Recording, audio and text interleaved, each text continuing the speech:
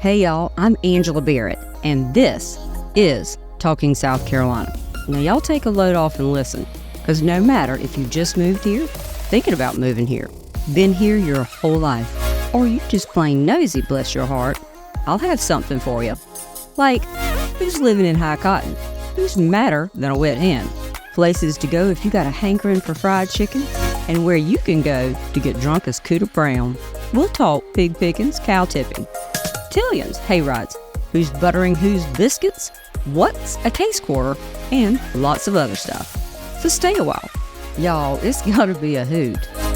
This episode of the Talking South Carolina podcast has been brought to you in part by HomeMattersSC.com, professional real estate services and marketing in the Midlands of South Carolina for people who want more, and by SimplyArley.com, video editing, podcast production and consulting, graphic design, you name it. And now she's a realtor by day and a podcaster by night. Here's your host of the Talking South Carolina podcast, Angela Barrett. Hey guys, I've got with me today on Talking South Carolina, John Furman. Did I say that right? You did. All right, fantastic. Well, thank you so much for being here and letting me know about your great product that you have. Because you're everywhere. I looked at where all you sell your stuff, and you're everywhere. We're trying. Yeah, you're doing a great job. So, the product is Bub'n Muthas, right? You can say it like you say it.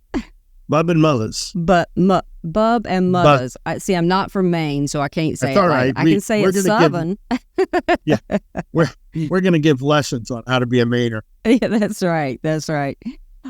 So tell everybody exactly what Bub'n Muthas is. So Bub'n Muthas is, we call it a gourmet dry rub, Lynette. But it's handcrafted small batch, which, if you go to a liquor store if you like bourbon, you want a small batch. But what makes it gourmet are a couple of things. One, everything in it is natural. We don't have silicone dioxide, some of the other things that other rubs put in. We use a lot less salt. Now, I'm not telling you that because we're health food. We put this on fatty meat. So it's... Yeah, I've seen the pictures. Yeah, but the idea of using less salt is heavy and it's inexpensive. So, other rubs can put more salt in their bottle. It'll weigh more, but on ours, you're going to get the paprika, the garlic, whatever other flavors we put in there.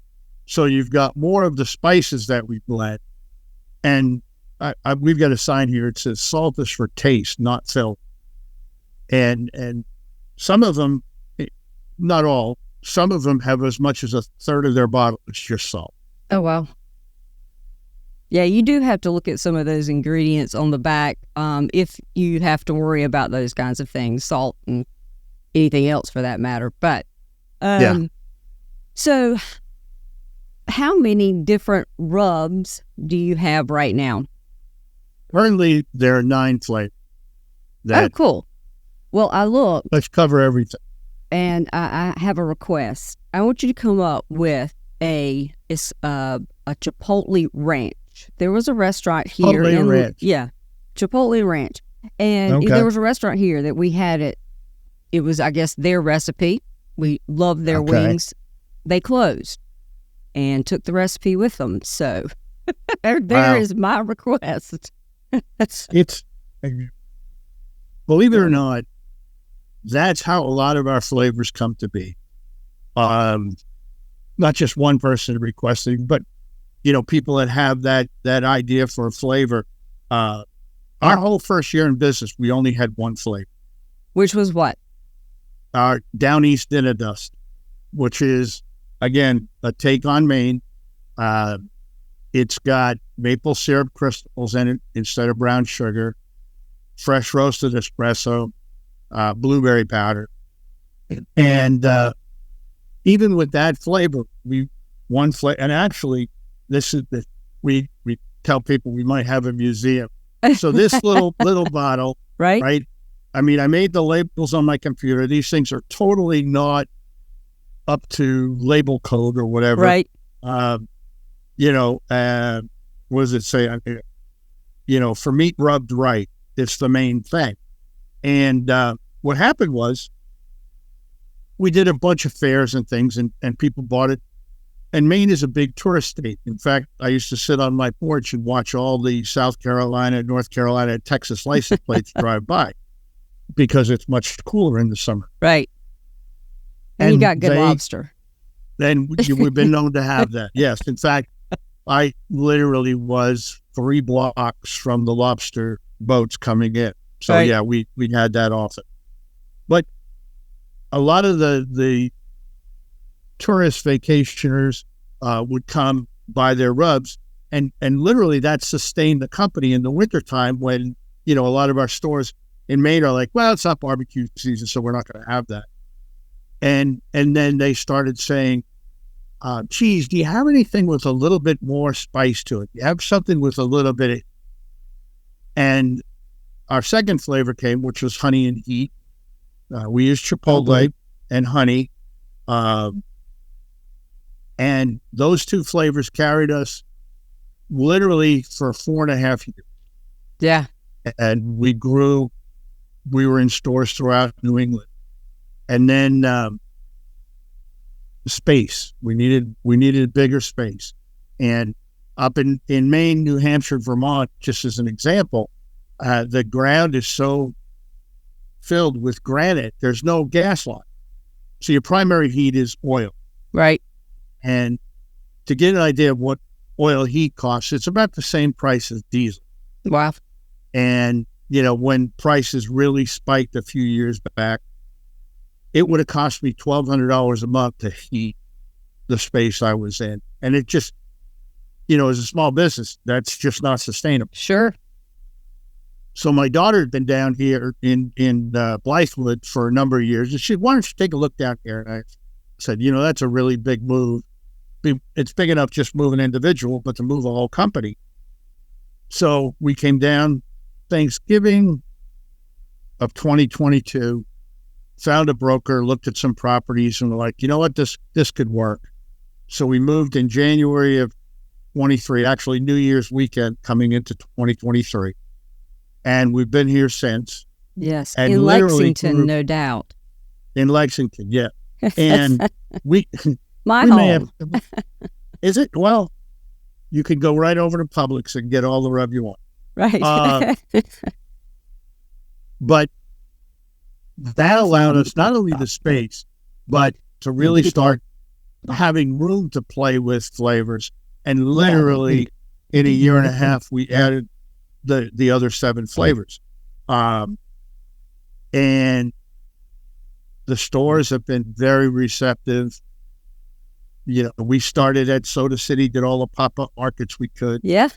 And that was kind of our hook. We would do an event over a weekend and maybe sell 100 bottles and then say to the local supermarkets, hey, we just sold 100 bottles to your customers.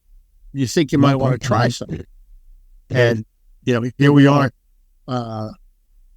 End of July, we do our first delivery to 163 Food Lion stores. So we'll be in every Food Lion in the state. Oh, well, that's good. Yeah, one of the sections I check out at the grocery stores when I'm there, or where it has all the local, which is always pretty cool. And most grocery stores have that section somewhere. Yes, they do. Big grocery store or small grocery store. But yeah, pretty interesting. How did y'all get started? How did this come to be? Well, I've been in sales my entire career. The last 15 years, I was training people in sales. So I would go company to company. Right. A lot of it in the auto industry, some of it in the software industry. And, traveling on somebody else's dime is wonderful until it is, right? Right. And you're like, I don't want to go anymore. So I was born in Winter Harbor, Maine. I grew up outside of that area. But about 11 years ago, I returned. And I was like, okay, this is it, last stop. And when I walked away from the corporate world, I was like, okay, what am I going to do? Because there's only 450 people in town. And the restaurants and a lot of the shops after Columbus Day close. So, I mean, you talk about quiet. It's quiet. And I like to read, but, I like ice cream too, and I can't have it 3 meals a day. So it's like, and one of the things that I learned, I used to do a little bit of writing. They always said, write what you know. I'm like, well, it probably applies to everything. Do what you know. Do what you know. And I'm going, well, what the heck do I know? I don't really want to be involved in training.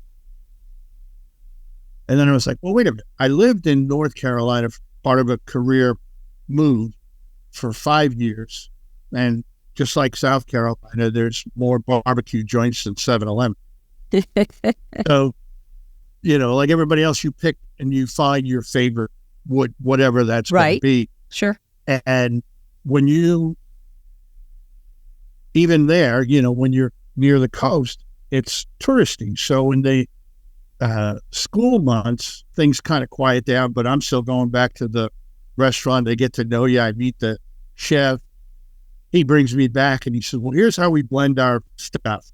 Right. And I just started fooling with it. So I was like, what could be a really good marketing idea? I know, let's start a barbecue company in a lobster village on the Maine coast. People will either think we're idiots or it's really good stuff.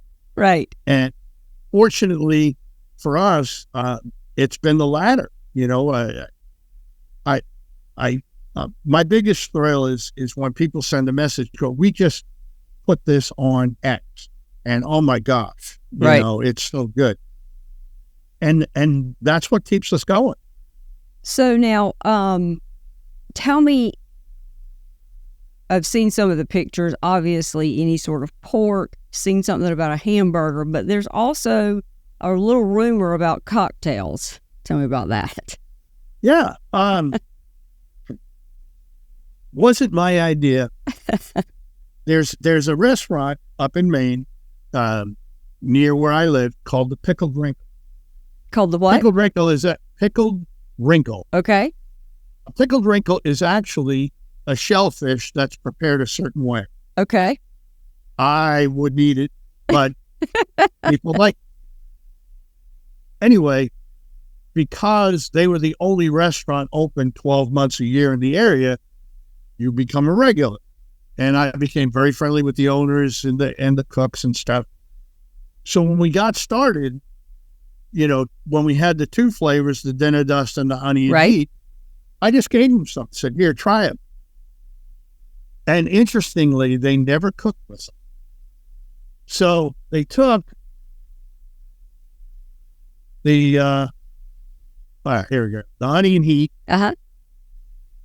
and tequila, Grand Marnier, margarita mix, sprinkle the honey and heat on the ice, shake it, rim the glass with the honey and heat, and that's a barbecue margarita. Wow. Yeah. Now, I have had down on the coast where they've put in like an Old Bay or something like an Old Bay and, done it with Bloody Mary. But that's pretty interesting. Yeah. Well, I'm glad you mentioned Bloody Mary because we want to give them a shout out too. So our Down East Dinner Dust, they actually still have Bloody Mary nights where they do Bloody Mary. Now, the difference, if you're going to use a rub, then obviously the Dinner Dust works because it's not overly spicy. It's pretty mild, but you get the sweet of the maple, a little bit of coffee. You can't use a Bloody Mary mix. And the reason, whether it's our rub or somebody else's, Bloody Mary mixes are salt heavy. So if you take a rub that's salt infused, it's like drinking the ocean. It's really not very good. So you can use pure tomato juice. If you are into coastal and seafood, you can use clamato. Yeah. And if you're a Mainer, you can get pure lobster bisque and make your Bloody Mary that way. So, yeah. And I think between you and I that with some of these new flavors, I think there's going to be some new cut. Yeah. Now, what is Chicks Dig It? Hopefully what they say to me. But so Love it. Chicks Dig It. Again, coming back to what I said earlier about customers telling us, as we grew in popularity, people were like, what can I put on chicken? Right? Well, you could put the Down East Dinner Dust or no. Do you have anything specific for chicken? Or do you have anything specific for pork or beef or whatever? And they kept hammering on it. I'm like, you know what? Rather than change their mind, let's see what we come up with. And I was kind of like, man, chicken and waffles is kind of a cool Southern thing. So let me see what I can do with that. So we took, our base, which is paprika, garlic, onion, salt, pepper, and then we add whatever flavorings we want to it. So the waffle thing, we added the maple syrup crystal. Ah. And then for the smoke, right, we added just a bit of chili. So you get a smoky flavor in your chicken. And again, part of that was Maine inspired because end of January through most of February, not only do we not grill, we really don't go outside. It's very cold. Yeah, it's really cold. So it's like, well, okay, I'm going to come up with something that's going to provide, obviously, the flavor, a little bit of the smokiness, and not have to go outside. Right. So the smoky paprika, the chili, it's like a double dose of smoke without having to go to artificial stuff like liquid smoke. Same thing with the dinner dust. And we've got a couple of recipes for the Chicks Dig It on the site. But really, on a nasty day when you don't really want to go outside, I'm a thigh. Yeah. Chicken thighs. I just lay them on a baking sheet, put my Chicks Dig It on it, put it in the oven at 250 for 2 hours, and it's perfect. You don't even have to open the oven. Just at the end of 2 hours, take it out and eat. So you get the great flavor, you get that barbecue stuff, and you didn't have to go outside in bad weather. And so I know I'd seen somewhere about you being a big advocate, again, of people who can't grill outside. Let's talk about people's in apartment or condos, things of that nature. So those two rubs we know would be good for indoor baking recipes. I mean, probably all of them, depending on how it's done. But those specifically because of the smokiness, right? Yeah. Basically, anything that you can do on a grill or a smoker, you can do low and slow in your oven if you have the time and the inclination. I mean, obviously, now that I live down here, we do as much outside as we can because right. I love it when you guys get all hunkered down in your down coats and everything, and it's like 45 degrees. That's funny. Well, I'm cold if it's below 70, so. Yeah, listen, and my daughter adjusted well. She's been down here, and in the house, she's got sweats on. Me too. Right. Yeah. So my blood has not thinned out yet, probably won't, but I don't really mind the heat, especially if I'm outside cooking. But again, you have rain, Sure. You have if it's 100 degrees outside, maybe you don't want to go outside and cook, but you want ribs, you want, I can make a pulled pork in my oven that will taste basically the same as whatever you do on your smoke. I won't have a smoke ring, okay? Right. But smoke rings, which are wonderful to look at, are really for competition more than for cooking. I mean, when you go to a barbecue restaurant, you're really not looking for the smoke ring, you're looking to eat. Right. and that one of the celebrity barbecue experts that I got to work with a little bit, I was asking him all kinds of questions because I could flavor the meat, but I couldn't tell the difference between a money muscle and a money clip, and I must have annoyed him because he finally just stopped and he said, look, there's only two kinds of barbecue on God's green earth. Competition, where you got to follow all the rules. And if you like what you're eating, don't take my advice, just keep doing what you're doing. And I was like, you know what? That's a really good answer. It takes all the pressure off. How do I do this? How do I do that? You already know what you like before you meet me. All I'm going to do is change a little bit of the flavor. But other than that, the consistency and all that, you already know how to do it. Right. So I just tell people that. A lot of people come up and go, oh, I'd really like to try your rubs, but I don't have a smoke. So what? Right. You know, you could, some of our rubs, the honey and heat, for example, I use on eggs. Huh. I make my omelets with, right? If I'm going to make chicken tenders, right? I just put it in the flour. Yeah. Well, we do a lot of, blackened, but sometimes we've used other rubs that have that little bit of heat, or a lot of heat, because we like heat, and used it on fish or, baked chicken or whatever, in the oven. Right. Sure. My brother is a big salmon guy, and no matter how he cooks it, whether he bakes it, broils it, grills it, poaches it, he puts the honey and heat on. Yeah. I can tell you, if you wanted to just be kick butt salmon, you drizzle olive oil, put some right. Yeah, do that with bourbon. Just a few drops. You don't need a lot. Yes. Just a few drops of bourbon on it. Then put the rub. What'll happen is the bourbon's going to cook off, but it's going to give that salmon a lot of smokiness. Yes. And then the honey and heat is going to give you the flavor. So, and whitefish. Any whitefish at all. But what we've done is we've got one of our new flavors, and this is mud bug boil and crab coat. Mm-hmm. So this is like an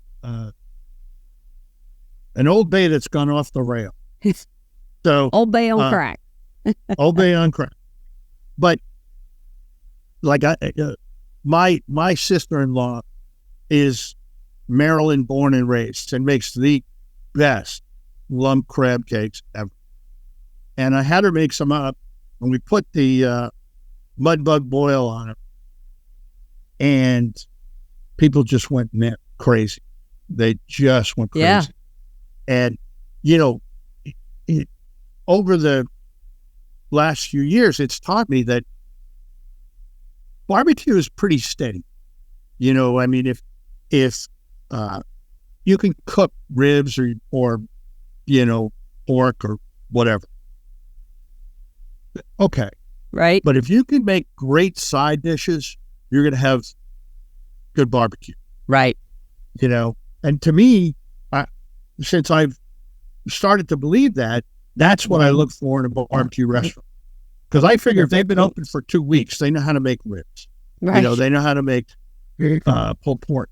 So what's going to separate them from the next guy? And it's always, for me, the sides. Yeah. Good macaroni and cheese if you're down here. Good mac and cheese. Yep. Yep. Oh, I love it. I make an amazing mac and cheese, but what puts it over the top is the trimmings. And what I mean is, let's just say we're having ribs. Competition, you like to square them up. You're cutting off pieces of meat. And usually that's discarded. I put it in a pile and put it on the smoker while I'm making the ribs. And then I chop that up after it's all cooked, seasoned, and I mix it in the mac and cheese. Ew. And leftovers. If I'm cooking a big brisket, whatever's left over, we chop it up the next day and we put it in mac and cheese. Huh. So, it's not a secret recipe. You already have the stuff. Right. Right. And what it does is it turns mac and cheese from a side dish into a meal. Right. Oh, yeah, absolutely. Yeah. So, how many of your rubs and which ones have won or competitions, and how many are those? So, the the big three winners, the Honey and Heat has won a few times at the International Flavor Awards. The Dinner Dust won at the International Flavor. At our cooks, Hog Heaven is a big winner because, it seems down here, South Carolina, North Carolina, Georgia, everybody's cooking pork. Right. They're not doing brisket competition. But up in, we sponsor 3 teams. We have one here in South Carolina, one in Missouri, and another one up in Iowa. Now, the Iowa ones are doing beef, so they use our son of a brisket to season their beef. But they all are using one of our rubs that actually surprised me. I never even thought we would have the chance to make it. When I came here, I visited some barbecue places, of course. Right. And, I've been other places, and they were like, we have mustard sauce. And I'd be like, I'm going to. Yeah, I'm not a mustard sauce girl. So I had mustard sauce when I came down. I finally said, you know what, I'm going to live here. I got to try it. And I tried it. I was like, wow, okay, that really makes a difference. So I started going to the stores. You want to check out what are you going to compete against. And there was not a single mustard-based dry rub. Right. So that's how we came up with Carolina Gold. Yeah, I saw that. And what's unique for us, it's the exact same ingredient as a South Carolina mustard sauce in powder. Okay.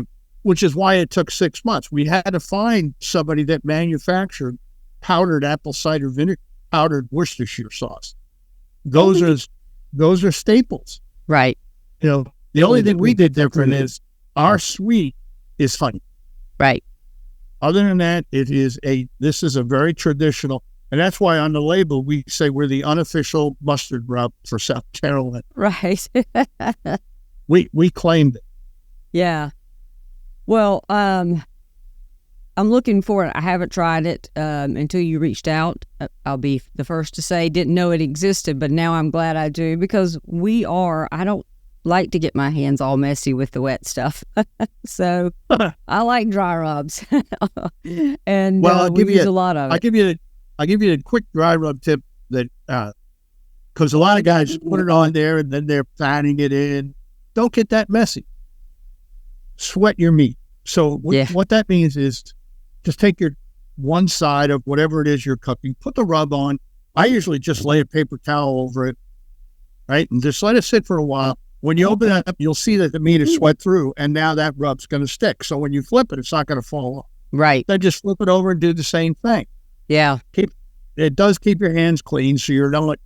Oh, I meant when I was eating, like a lot of people like all the sauces and things like that. Yeah, I'm more of a dry rub girl.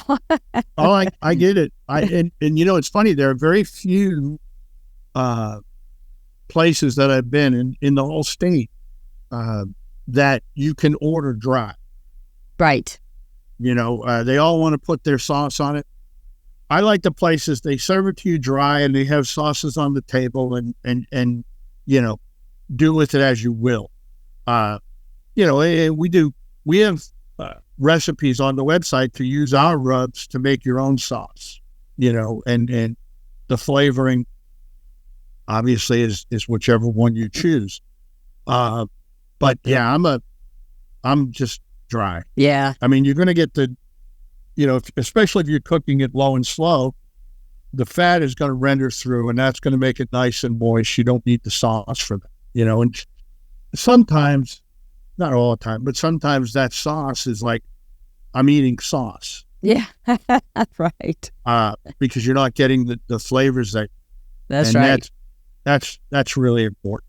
Yeah. So, I know that you are in several of the different grocery stores here locally, as well as many other places I saw that are on your website. But you can also order, and tell everybody how to do that. Yeah. You go on the website, www.bub'nmothers.com. And what's cool is there's a spot where it lists every place we are. Yeah. So if that's convenient for you, you can certainly go there. If it's not, you can certainly order on the web. The important thing this time of year is we're on our Memorial Day to Veteran Day run. And what that is we're a veteran-owned company. We do everything we can to support veterans. So each year since the year we started, we go from Memorial Day to Veterans Day, and a portion of every single sale goes to veteran charities. And you know, the last couple of years, it's been pretty good. In fact, the last year in Maine, we were able to donate $2,500 to the Maine Veterans Project. Nice. Which they were able to use for heating oil for veterans who couldn't afford it to get through a Maine winter. So our goal this year is $5,000. We're going to split it in half. We'll pick a local South Carolina veteran charity and one national charity as well. Yeah. So those are from websites.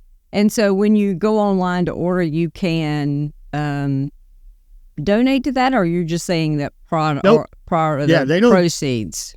Part of the proceeds. Yeah, nice. I learned a long time ago, people started sending money. Okay. And I had to send it back on, I can't accept money. I'm not a charity. I'm a commercial business.